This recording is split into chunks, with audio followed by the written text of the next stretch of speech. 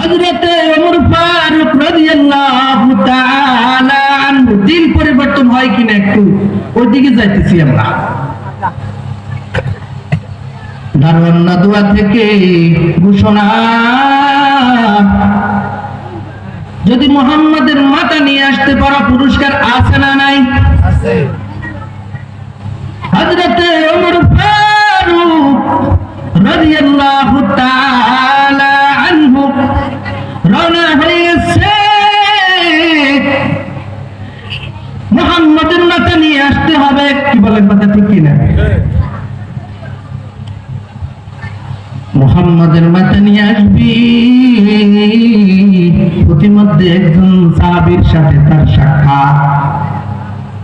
ডাক দিয়া বলে, হ্যাঁ ওমর,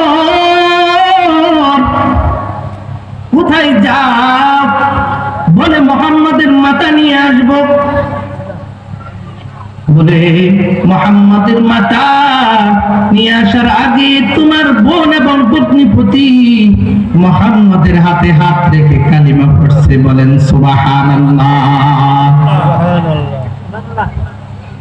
हकीकत से तो दुनिया बेखबर है, दुनिया की नुमाइश पर नजर है।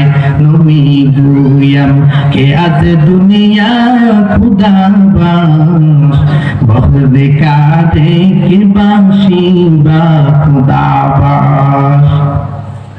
हजरत उमर फारूक রাদিয়াল্লাহু তাআলা মাথা এখন গরম নাকি ঠান্ডা? গরম।